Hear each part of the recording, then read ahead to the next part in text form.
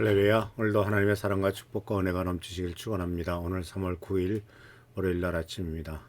오늘 말씀은 열왕기상 19장과 그리고 또한 열왕기 하에 나오는 말씀을 통해서 엘리야와 엘리사의 영성에 대해서 계속 말씀을 나누도록 하겠습니다.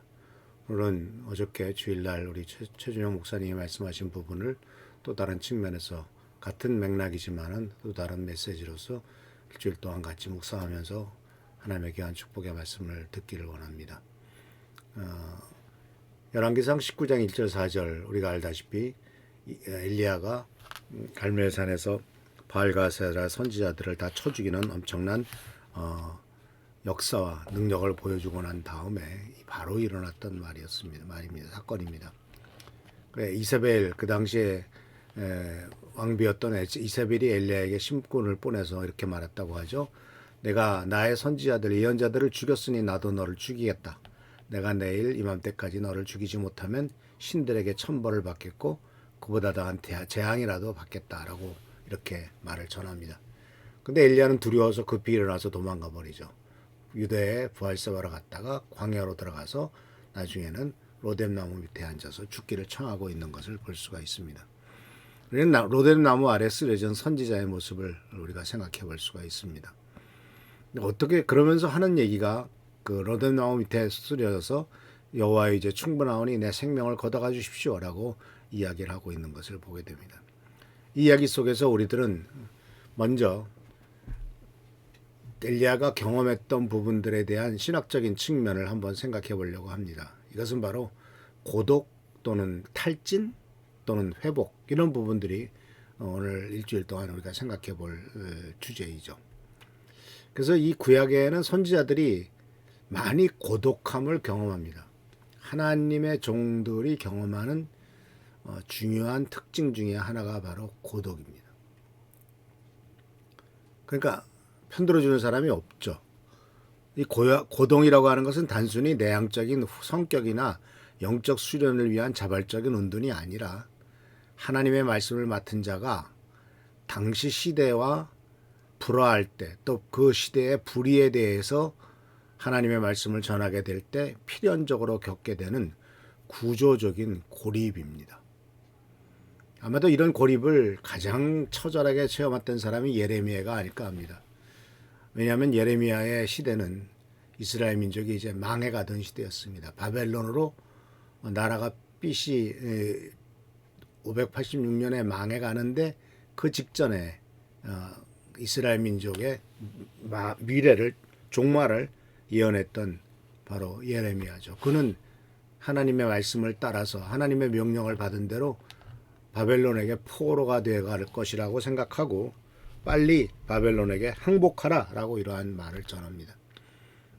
다른 가짜 선지자들은 하나님이 지켜주시니까 예루살렘은 절대로 멸망하지 않을 거야 라고 전하는데 오히려 예레미야는 이스라엘 망한다. 그러니까 빨리 항복해라. 사람이 한 명이라도 덜 죽으려면 빨리 항복해라 라고 이렇게 말을 합니다. 그때 예레미야에게 돌아온 것은 예레미야 20장 7절에 있는 것처럼 나는 희롱거리가 되어서 종일토록 모든 사람에게 조롱을 받습니다.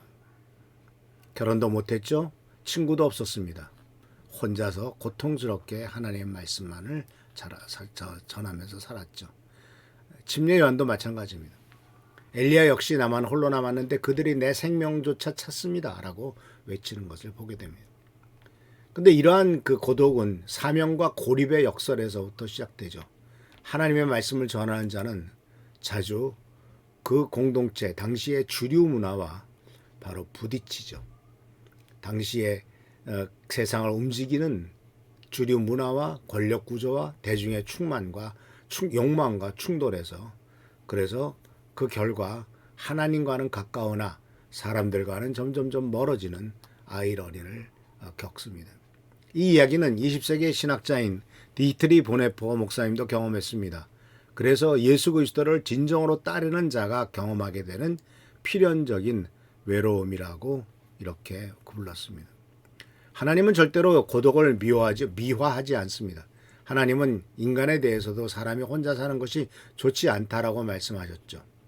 그런데 고독은 타락한 세계의 산물이지 창조의 설계가 아닙니다. 따라서 교회는 영적 리더는 외로워야 된다라고 하는 이런 낭만에 대한 신화는 경계해야 됩니다. 그래서 이 고독이라고 하는 것은 지도자들이 겪어야 될 중요한 하나의 짐이다라고 하는 것이죠. 그리고 또한 엘리야 이야기나 엘리사 이야기 속에서 우리가 깨닫게 되는 것은 이 19장에 나오는 사건 속에서 엘리야는 철저하게 탈진합니다. 영어로는 번아웃이라고 그러는데 한국말로는 탈진이죠. 말 그대로 타서 없어진. 그래서 더 이상 아무런 에너지도 없죠. 만성적 스트레스, 계속적인 고갈로 말미암아 신체적이고 정신적이고 정서적인 탈진 상태가 번아웃입니다. 그런데 놀랍게도 2019년에 세계보건기구는 번아웃을 공식 질병으로 포함했다는 사실입니다. 이 번아웃, 탈진의 증상은 에너지가 고갈되죠. 아침에 일어나지도 못합니다. 그리고 냉소하고 사람들과 거리를 둡니다. 뭐 다 그런 거지 뭐. 그러면서 사람들과 사역에 대한 열정이 사라지고 모든 것을 시니컬하게 바라봅니다. 그리고 또 나는 아무것도 못해 라고 하는 무력감에 사로잡힙니다. 근데 이러한 상황에 빠지는 것에 대해서 교회는 영적 실패나 믿음 부족으로 오해할 때도 있습니다. 기도가 부족해서 그래. 말씀 묵상을 더 해야 돼.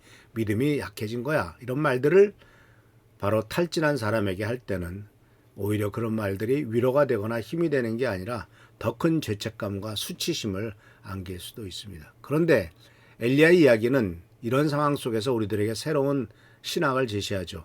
엘리야가 갈멜산에서 하나님의 능력을 체험한 직후에 무너졌죠. 성령이 부족해서 무너진 것도 아니고 능력이 부족해서 무너진 것도 아니고 믿음이 부족해서 무너진 것이 아니라 너무 탈진할 만큼 혼자서 싸웠기 때문입니다.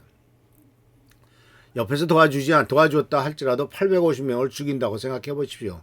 총 쏴서 죽이는 것도 아니고 칼로 찔러서 죽여야 되고 목을 베야 되고 창으로 찔러야 되는 한 명 한 명에 대해서 보통 일이 아닙니다. 그리고 내가 이를 죽인다고 생각하면서 칼로 칠 때 피가 튀고 죽어가는 사람의 물론 그들이 다 바알과 아세달의 선지자였기 때문에 그런 죽음을 하나님의 심판으로 마땅히 받아들여야 되겠지만 막상 그 일을 집행하는 사람의 눈앞에서 내가 사람을 죽이고 이 사람이 죽어간다라고 하는 것을 한두 명이 아니라 850명의 모습을 보았다면 이건 지쳐도 보통 지칠 것이 아니고 아마 끔찍해도 더 끔찍했을 겁니다. 그래서 너무 많이 싸웠기 때문에 바로 지친 거죠. 그래서 하나님은 그를 책망하지 않습니다. 오히려 지쳐서 나 죽여주십시오라고 하는 엘리야에게 먹이시고 재우시고 또 걷게 하신 것을 보게 됩니다. 그래서 여기서 우리는 깨닫게 되는 것이 있습니다. 탈진은 죄가 아닙니다. 인간이 한계가 있는 존재다라는 것을 드러나는 거죠. 우리는 무한하지 않습니다. 인간은 한계가 있습니다. 피곤하면 쉬어야 됩니다. 배고프면 먹어야 됩니다. 그리고 피곤하면 또 자야 됩니다. 그래서 인간의 그러한 한계를 인정하는 것은 불신앙이 아니라 오히려 창조 질서에 대한 겸손한 순종이다라는 사실을 기억하십시오. 그래서 시편 기자는 고백합니다. 여호와께서 우리의 형체를 아시며 우리가 티끌임을 기억하신다. 그렇습니다.